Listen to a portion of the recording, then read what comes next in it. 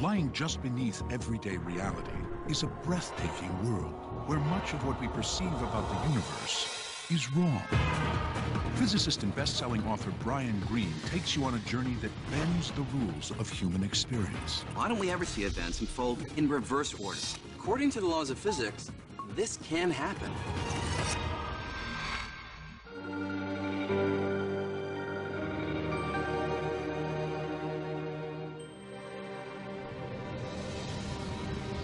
For thousands of years, we've been trying to unlock the mysteries of how the universe works. And we've done pretty well, coming up with a set of laws that describe planets. But now we know, at a fundamental level, things are a lot more completely transformed our picture of the universe. From outer space to the heart of New York City to the microscopic realm, our view of the world has shifted thanks to these strange and mysterious laws that are redefining our understanding of reality. They're the laws of quantum mechanics. Quantum mechanics rules over every atom and tiny particle in every piece of matter, in stars and planets, in rocks and buildings, and in you and me. We don't notice the strangeness of quantum mechanics in everyday life, but it's always there if you know where to look. You just have to change your perspective and get down to the tiniest of scales, to the level of atoms and the particles inside them. Down at the quantum level, the laws that govern this tiny realm appear completely different from the familiar laws that govern big, everyday objects. And once you catch a glimpse of them, you never look at the world in quite the same way. Not long ago, we thought we had it pretty much figured out. The rules that govern how planets orbit the sun, how a ball arcs through the sky,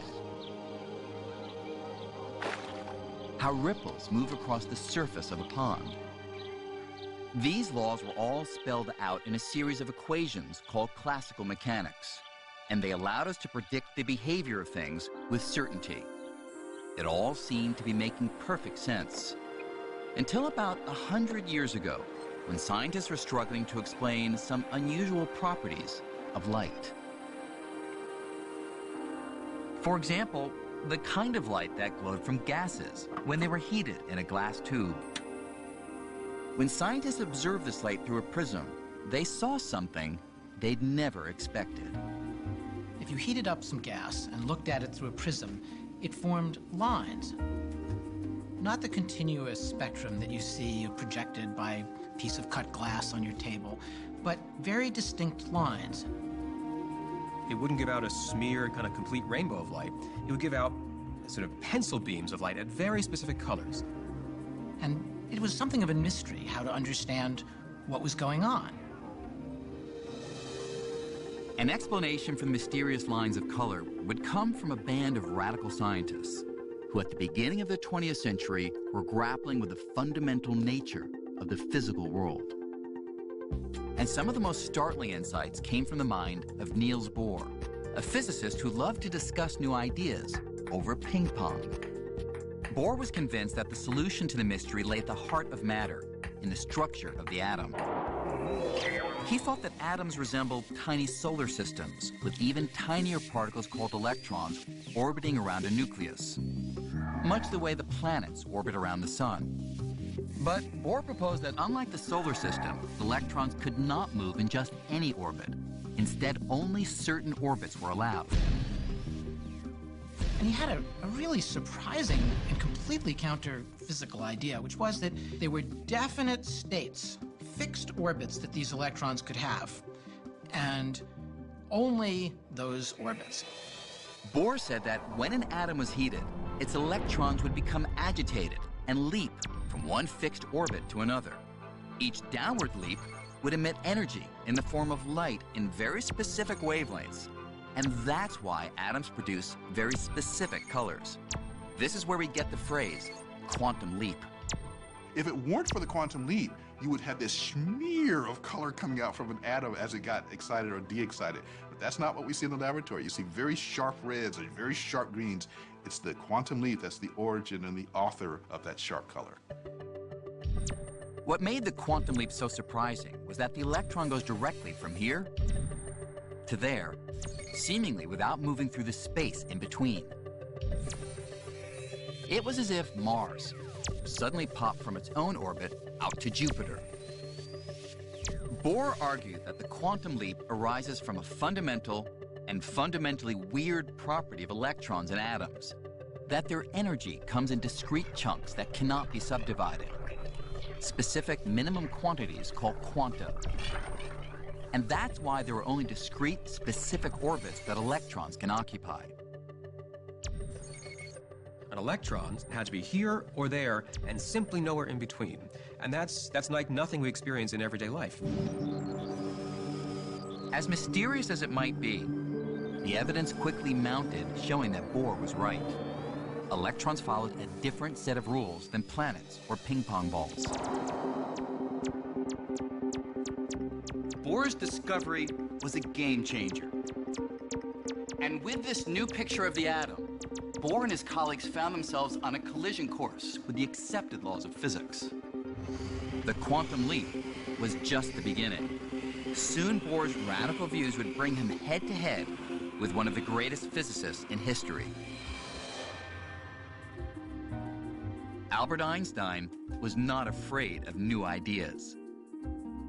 But during the 1920s, the world of quantum mechanics began to veer in a direction Einstein did not want to go. A direction that sharply diverged from the absolute definitive predictions that were the hallmark of classical physics. One test in particular, which would come to be known as the double slit experiment, exposed quantum mysteries like no other. If you're looking for a description of reality based on certainty, your expectations would be shattered.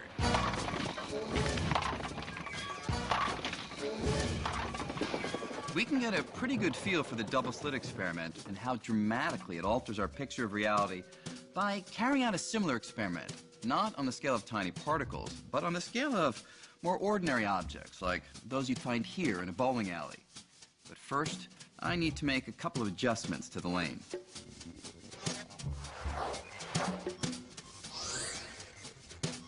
You'd expect that if I roll a few of these balls down the lane, they'll either be stopped by the barrier or pass through one or the other slit and hit the screen at the back.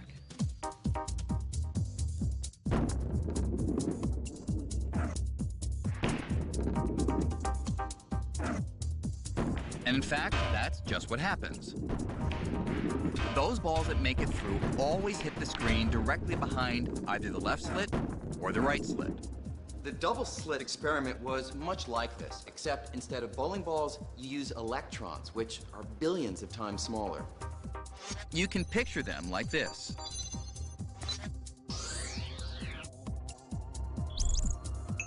Let's see what happens if I throw a bunch of these balls. When electrons are hurled at the two slits, something very different happens on the other side. Instead of hitting just two areas, the electrons land all over the detector screen, creating a pattern of stripes, including some right between the two slits, the very place you'd think would be blocked. So, what's going on? Well, to physicists, even in the 1920s, this pattern could mean only one thing. Waves. Waves do all kinds of interesting things. Things that bowling balls would never do. They can split. They can combine. If I sent a wave of water through the double slits, it would split in two, and then the two sets of waves would intersect. Their peaks and valleys would combine, getting bigger in some places, smaller in others, and sometimes they'd cancel each other out. With the height of the water corresponding to brightness on the screen, the peaks and valleys would create a series of stripes in what's known as an interference pattern. So how could electrons, which are particles, form that pattern? How could a single electron end up in places a wave would go? Particles are particles, waves are waves. How can a particle be a wave? Unless you give up the idea that it's a particle and think, aha, this thing that I thought was a particle was actually a wave. A wave in an ocean? That's not a particle. The ocean is made out of particles, but the waves in the ocean are not particles. And rocks are not waves. Rocks are rocks. So a rock is an example of a particle, an ocean wave is an example of an ocean wave, and now somebody's telling you a rock is like an ocean wave. What? Back in the 1920s, when a version of this experiment was first done, scientists struggled to understand this wavy behavior. Finally, a physicist named Max Born came up with a new and revolutionary idea for what the wave equation described. Born said the wave is not a smeared-out electron or anything else previously encountered in science. Instead, he declared it's something that's really peculiar, a probability wave. That is, Born argued that the size of the wave at any location predicts the likelihood of the electron being found there. Where the wave is big, that's not where most of the electron is. That's where the electron is most likely to be. And that's just very strange, right? So the electron on its own seems to be a jumble of possibilities. You're not allowed to ask, where is the electron right now? You are allowed to ask, if I look for the electron in this little particular part of space, what is the likelihood I will find it there? I mean, that bugs anyone, anytime. As weird as it sounds, this new way of describing how particles like electrons move is actually right. When I throw a single electron, I can never predict where it will land. But if I use Schrodinger's equation to find the electron's probability wave, I can predict with great certainty that if I throw enough electrons, then say 33.1% would end up here, 7.9% would end up there, and so on. These kinds of predictions have been confirmed again and again by experiments. And so the equations of quantum mechanics turn out to be amazingly accurate and precise, so long as you can accept that it's all about probability.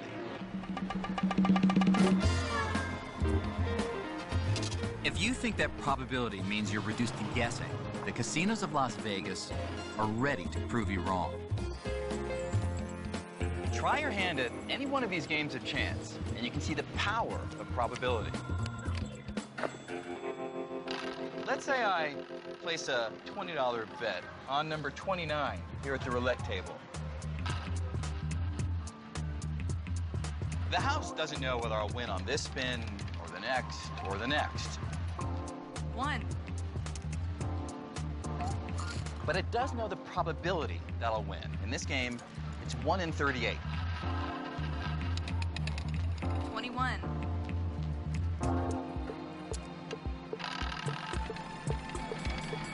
29. So even though I may win now and then, in the long run, the house always takes in more than it loses. The point is, the house doesn't have to know the outcome of any single card game, roll of the dice, or spin of the roulette wheel. Casinos can still be confident that over the course of thousands of spins, deals, and rolls, they will win. And they can predict with exquisite accuracy exactly how often. According to quantum mechanics, the world itself is a game of chance, much like this. All the matter in the universe is made of atoms and subatomic particles that are ruled by probability, not certainty. At base, nature is described by an inherently probabilistic theory. And that is highly counterintuitive and something which many people would find difficulty accepting. One person who found it difficult was Einstein. Einstein could not believe that the fundamental nature of reality at the deepest level was determined by chance. And this is what Einstein could not accept. Einstein said, God does not throw dice.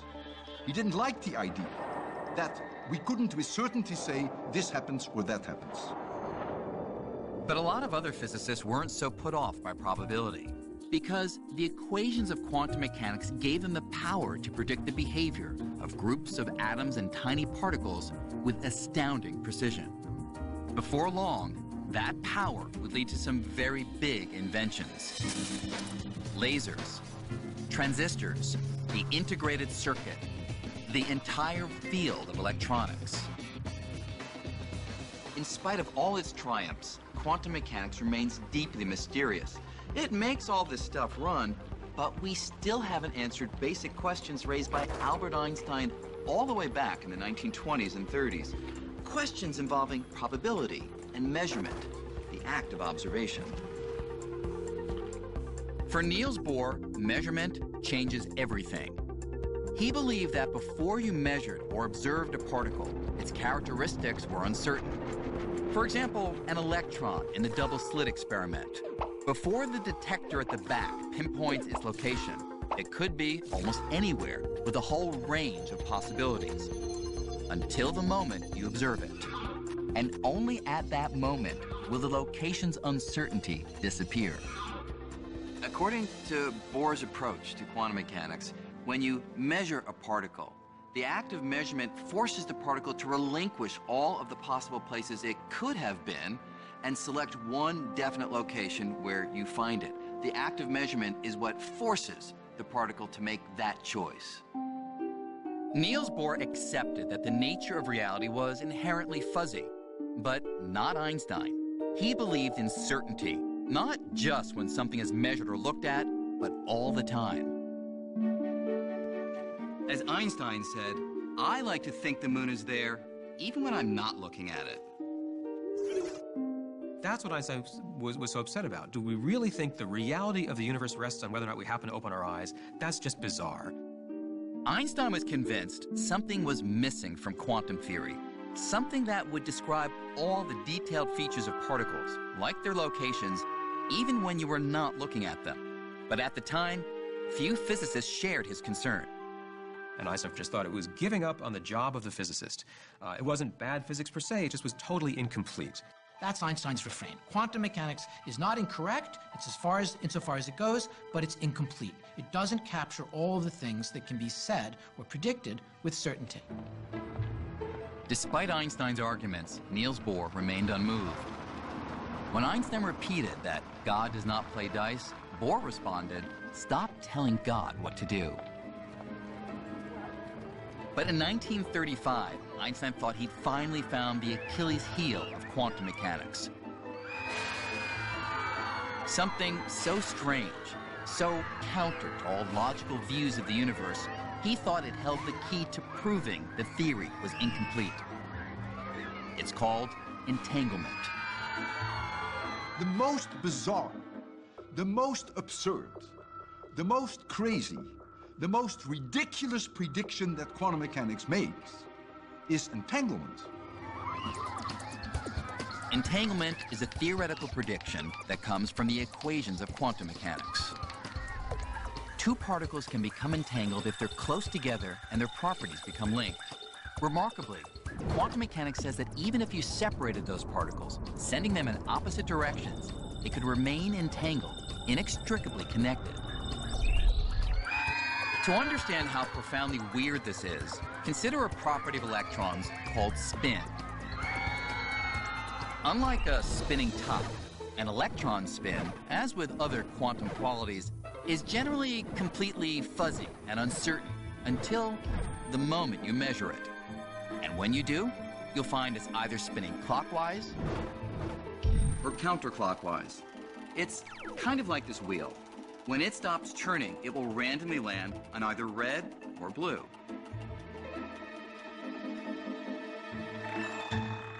Now imagine a second wheel. If these two wheels behave like two entangled electrons, then every time one landed red, the other is guaranteed to land on blue. And vice versa. Now, since the wheels are not connected, that's suspicious enough. But the quantum mechanics embraced by Niels Bohr and his colleagues went even further, predicting that if one of the pair were far away, even on the moon, with no wires or transmitters connecting them, still, if you look at one and find red, the other is sure to be blue. In other words, if you measured a particle here, not only would you affect it, but your measurement would also affect its entangled partner, no matter how distant. For Einstein, that kind of weird long-range connection between spinning wheels or particles was so ludicrous, he called it spooky. Spooky action at a distance. What's surprising is that When you make a measurement of one particle, you affect the state of the other particle. You change its state. There's no forces or pulleys or, telephone wires. There's nothing connecting those things, right? How could my choice to act here have anything to do with what happens over there? So there's no way they can communicate with each other. So it is completely bizarre. And it was something that Einstein realized in 1935. Einstein just could not accept that entanglement worked this way, convincing himself that only the math was weird, not reality. He agreed that entangled particles could exist, but he thought that there was a simpler explanation for why they were linked that did not involve a mysterious long-distance connection. Instead, he insisted that entangled particles were more like a pair of gloves. Imagine someone separates the two gloves, putting each in a case. Then that person delivers one of those cases to me, and sends the other case to Antarctica.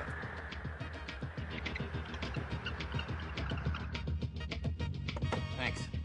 Before I look inside my case, I know that it has either a left hand or a right hand glove. And when I open my case, if I find a left-hand glove, then at that instant, I know the case in Antarctica must contain a right-hand glove, even though no one has looked inside. There's nothing mysterious about this. Obviously, by looking inside the case, I've not affected either glove. This case has always had a left-hand glove, and the one in Antarctica has always had a right-hand glove. That was set from the moment the gloves were separated and packed away. Now, Einstein thought that exactly the same idea applies to entangled particles. Whatever configuration the electrons are in must have been fully determined from the moment that they flew apart. So, who was right? Bohr, who championed the equations that said that particles were like spinning wheels that could immediately link their random results even across great distances, or Einstein, who believed there was no spooky connection, but instead everything was decided well before you looked?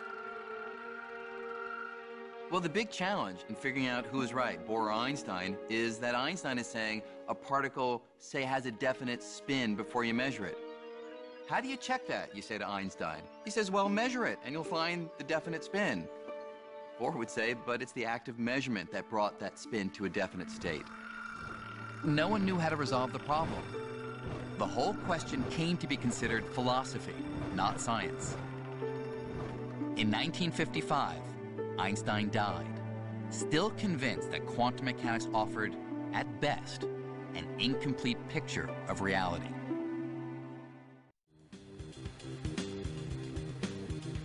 In 1967, at Columbia University, Einstein's mission to challenge quantum mechanics was taken up by an unlikely recruit. John Clauser was on the verge of earning a PhD in astrophysics. The only thing standing in his way was his grade in quantum mechanics. When I was still a graduate student, try as I might, I could not understand quantum mechanics. Clauser was wondering if Einstein might be right when he made a life-altering discovery. It was an obscure paper by a little-known Irish physicist named John Bell. Amazingly, Bell seemed to have found a way to break the deadlock between Einstein and Bohr and show once and for all who was right about the universe. I was convinced that the quantum mechanical view was probably wrong. Reading the paper, Clauser saw that Bell had discovered how to tell if entangled particles were really communicating through spooky action, like matching spinning wheels, or if there was nothing spooky at all, and the particles were already set in their ways, like a pair of gloves. What's more, with some clever mathematics, Bell showed that if spooky action were not at work, then quantum mechanics wasn't merely incomplete, as Einstein thought. It was wrong. I came to the conclusion that, my God, this is one of the most profound results I've ever seen. Bell was a theorist, but his paper showed that the question could be decided if you could build a machine that created and compared many pairs of entangled particles. Bell turned the question into an experimental question. It wasn't just going to be about philosophy or trading pieces of paper. And the experiment that he envisioned could be done. You could really set up an actual experiment to force the issue. Clauser set about constructing a machine that would finally settle the debate. Now, I was just this punk graduate student at the time. This really seemed like, wow. There's always the slim chance that you will find a result that will shake the world.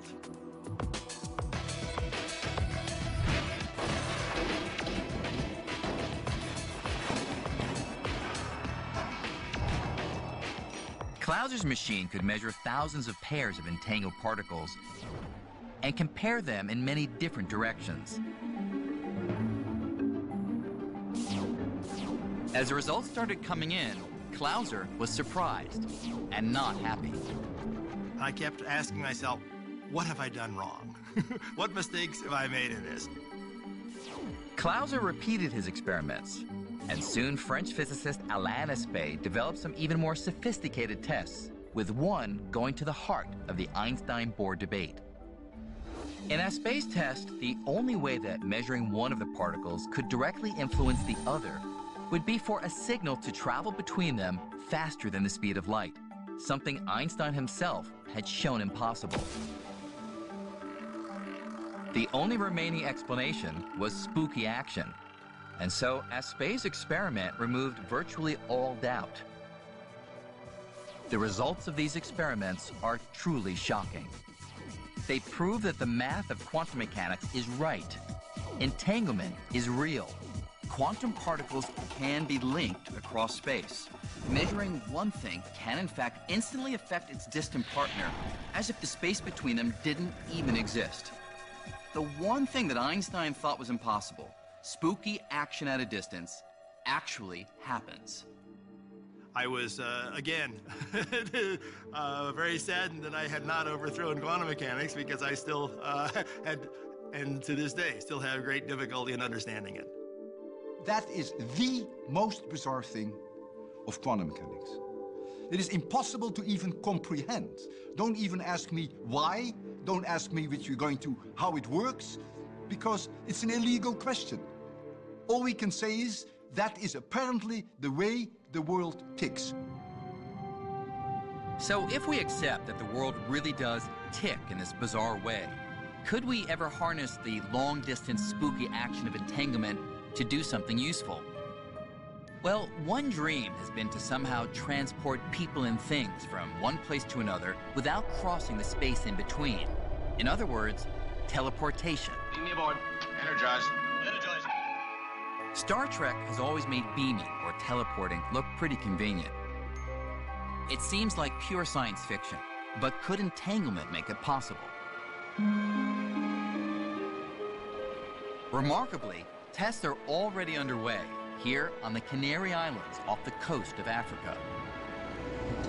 We do the experiments here on the Canary Islands because you have 2 observatories, and after all, it's a nice environment. Anton Zeilinger is a long way from teleporting himself or any other human.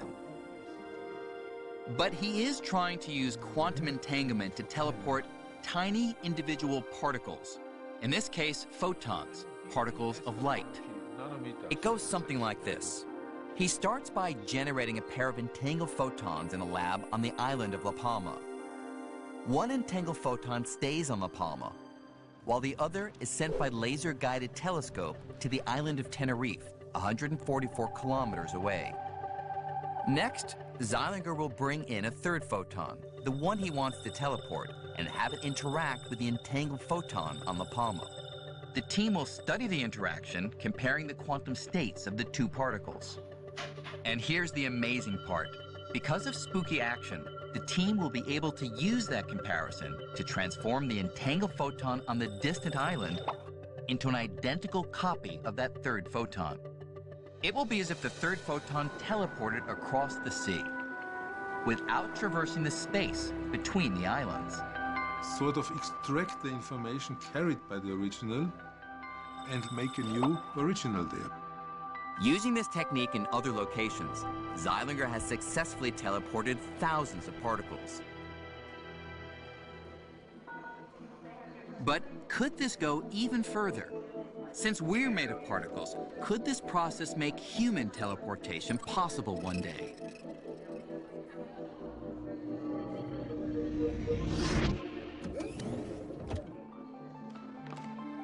Welcome to New York City. Let's say I want to get to Paris for a quick lunch. Well, in theory, entanglement might someday make that possible. Here's what I'd need.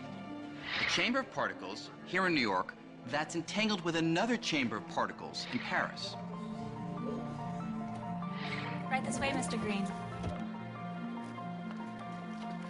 I would step into a pod that acts sort of like a scanner or a fax machine. While the device scans the huge number of particles in my body, more particles than there are stars in the observable universe, it's jointly scanning the particles in the other chamber, and it creates a list that compares the quantum state of the two sets of particles. And here's where entanglement comes in. Because of spooky action at a distance, that list also reveals how the original state of my particles is related to the state of the particles in Paris. Next, the operator sends that list to Paris. There, they use the data to reconstruct the exact quantum state of every single one of my particles. And a new me materializes. It's not that the particles traveled from New York to Paris. It's that entanglement allows my quantum state to be extracted in New York and reconstituted in Paris, down to the last particle.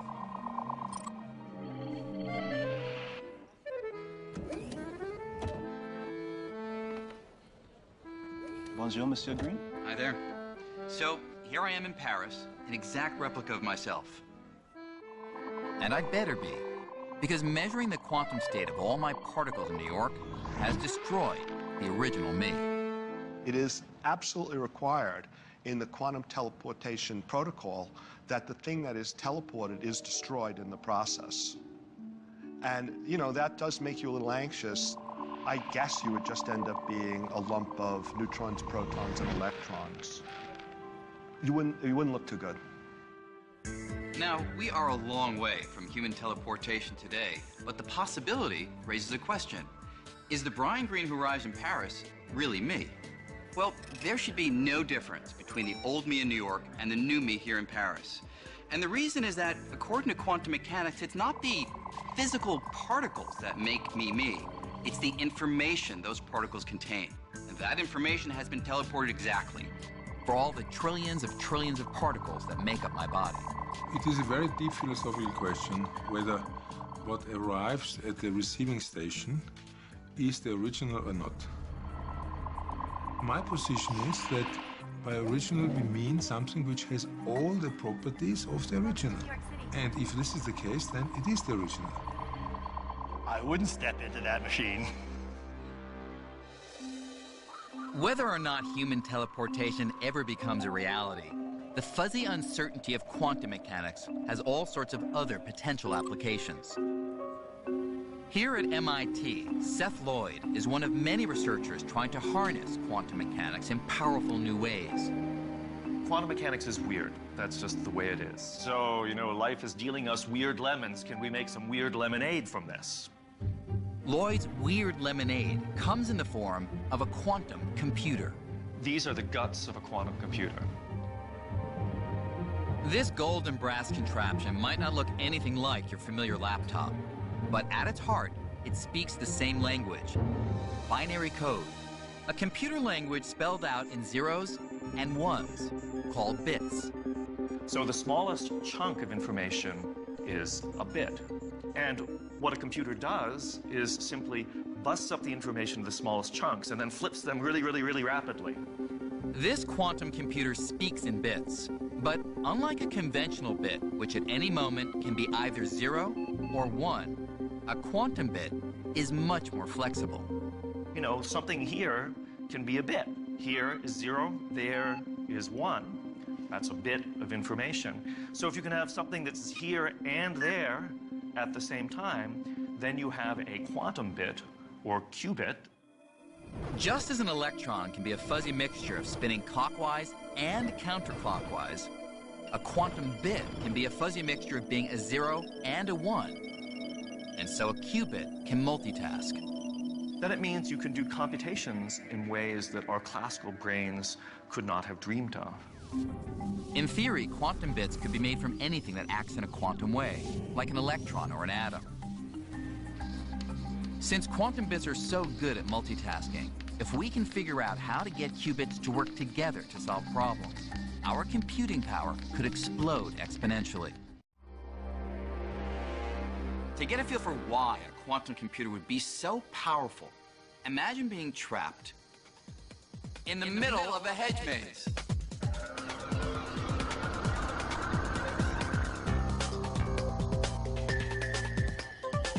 What you'd want is to find the way out as fast as possible. The problem is there are so many options. And I just have to try them out, one at a time. That means I'm going to hit lots of dead ends, go down lots of blind alleys, and make lots of wrong turns before I finally get lucky and find the exit. And that's pretty much how today's computers solve problems. Though they do it very quickly, they only carry out one task at a time, just like I can only investigate one path at a time in the maze. But if I could try all the possibilities at once, it would be a different story. And that's kind of how quantum computing works. Since particles can, in a sense, be in many places at once, the computer could investigate a huge number of paths or solutions at the same time and find the correct one in a snap. Now, a maze like this only has a limited number of routes to explore, so a conventional computer could find the way out pretty quickly. But imagine a problem with millions or billions of variables, like predicting the weather far in advance. We might be able to forecast natural disasters, like earthquakes or tornadoes. Solving that kind of problem right now would be impossible because it would take a ridiculously huge computer. But a quantum computer could get the job done with just a few hundred atoms. And so the brain of that computer, it would be smaller than a grain of sand. There's no doubt we're getting better and better at harnessing the power of the quantum world. And who knows where that could take us. But we can't forget that at the heart of this theory, which has given us so much, there is still a gaping hole. All the weirdness down at the quantum level, at the scale of atoms and particles, where does the weirdness go? Why can things in the quantum world hover in a state of uncertainty, seemingly being partly here and partly there, while you and I, who after all are made of atoms and particles, seem to always be stuck in a single, definite state? We are always either here or there. Niels Bohr offered no real explanation for why all the weird fuzziness of the quantum world seems to vanish as things increase in size. As powerful and accurate as quantum mechanics has proven to be, scientists are still struggling to figure this out. Some believe that there's some detail missing in the equations of quantum mechanics. And so, even though there are multiple possibilities in the tiny world, the missing details would adjust the numbers on our way up from atoms to objects in the big world so that it would become clear that all but one of those possibilities disappear, resulting in a single certain outcome. Other physicists believe that all of the possibilities that exist in the quantum world, they never do go away. Instead, each and every possible outcome actually happens. Only most of them happen in other universes, parallel to our own. It's a mind-blowing idea, but reality could go beyond the one universe we all see and be constantly branching off, creating new, alternative worlds where every possibility gets played out. This is the frontier of quantum mechanics, and no one knows where it will lead. The very fact that our reality is much grander than we thought, much more strange and mysterious than we thought, is to me also very beautiful and awe-inspiring. The beauty of science is that it allows you to learn things which go beyond your wildest dreams. And quantum mechanics is the epitome of that. After you learn quantum mechanics, you're never really the same again. As strange as quantum mechanics may be, what's now clear is that there's no boundary between the worlds of the tiny and the big. Instead, these laws apply everywhere, and it's just that the weird features are most apparent when things are small. And so the discovery of quantum mechanics has revealed a reality, our reality, that's both shocking and thrilling, bringing us that much closer to fully understanding the fabric of the cosmos.